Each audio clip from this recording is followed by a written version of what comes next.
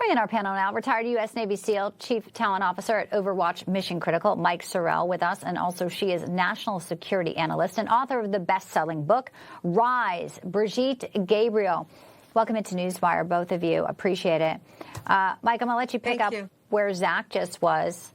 I mean, President Trump is the one who really got the aid. I mean, this was a UN aid spot. I mean, there's so many questions about how they are now sort of using, an information war, as we would expect. And to the reporter's point earlier, he said that, foreign press is not allowed with Israeli troops. I'm going to tell you, having served on the ground in Afghanistan and Iraq, I didn't want media attached either. Here's the thing.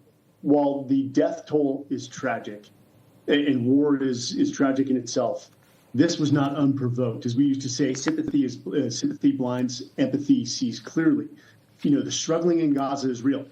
But so was the fact that Hamas started this on October 7th and took hostages into Gaza and continues to hide them amongst the populace. This double story and this double standard are ridiculous. The fact that, Israel issues warnings to evacuate certain areas while Hamas tells their citizens to stay. They lit this match and then they hide behind their people. So, Israel will continue to do what it has to do to get these 50 hostages back. And they're justified in any action they take, no matter how tragic it may be. And it is, and it's all tragic. And President Trump, is looking for a ceasefire as well. I mean, that is sort of a delicate situation right now. We're hoping for more progress, Brigitte, but obviously this is still an unknown. Steve Witkoff has been working very diligently. When we look towards a more stable and, pray for more peace in the Middle East, Gaza remains the issue here, and Hamas can no longer be there. But now we have a situation where you have the other countries there saying there's atrocities. It's always an uphill battle, it seems, for Israel every which way.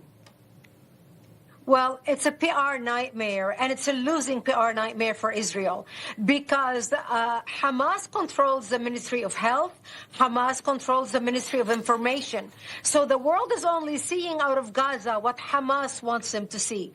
The numbers are extremely exaggerated. Now, I'm not underplaying the suffering of the people.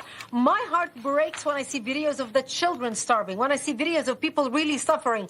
Nobody wants to see suffering. And this is what's pulling at the heartstrings of these different countries around the world, because their population are putting pressure on the leaders of these countries who sent the letter to Israel. All these countries saying, we need the ceasefire immediately. The fighting in Gaza needs to stop. Well, look, if Hamas put down their weapons tomorrow and return the hostages to Israel, the fighting will stop immediately. But Hamas is refusing to return the hostages. They are using them as basically collateral at a negotiating point. Not one family in Gaza was even willing to show empathy to the hostages or return them. Look, the Nazis hid and sheltered Jews during the war. Yet in Hamas and the Palestinian territories for 2 years, we have not seen one Palestinian family shelter or return a hostage. No, and you're right, and both of you articulated it so well. October 7th. This was what started this. This was what began all of this. I'd like to talk about Russia and Ukraine because there is this development this week that there will be talks, a third round Wednesday in Istanbul. They have not sat down since June 2nd. So here they are at a negotiating table. This, as we know, Russia hitting Ukraine really, really heavy again last night. What do you think of these talks? Is it, again, a stall tactic, Mike, with Putin here, just sort of continuing to, drag it out more and more as we see really no end on the battlefield? It's a possibility of both. It possibly is a stall tactic, but you can't frown on the fact that they're meeting and they're moving in the direction. Peace talks are never linear, but here's the thing.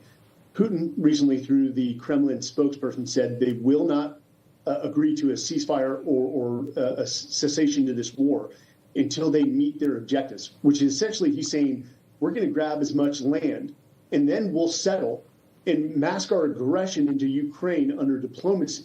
So, you can't put a timeline on this. The talks are moving in the direction that we want to see. But even Trump has, proven to be slightly ineffective with his influence over Putin. And this is going to take a long time to see an end to this war. Yeah, Brigitte, it's true. I mean, it looks like it's just land grab until we get to a table, and then it's like, all right, these are the boundaries we want here. But we know that, Patriot missiles are now over there. UK and Germany had a meeting today with Defense Secretary Pete Hegseth. They are trying to support Ukraine, but this can't go on forever, and right now it doesn't seem to have any end in sight. Your final thoughts, Brigitte? Well, this war has been going on for years now, and it is heartbreaking how the toll that is taken on the people of Ukraine and also on the people of Russia. We know that Putin is a warmonger. We know that he's basically a certified war criminal, and he's not interested in peace. He's interested in land grab. He's just buying time as long as he can, hoping that he can outrun the Trump presidency and capture territory, but he's not going to be able to do so. Really appreciate both of you for your very sharp analysis today on these big stories overseas. Brigitte Gabriel, Mike Sorrell, come back anytime, please. Thank you.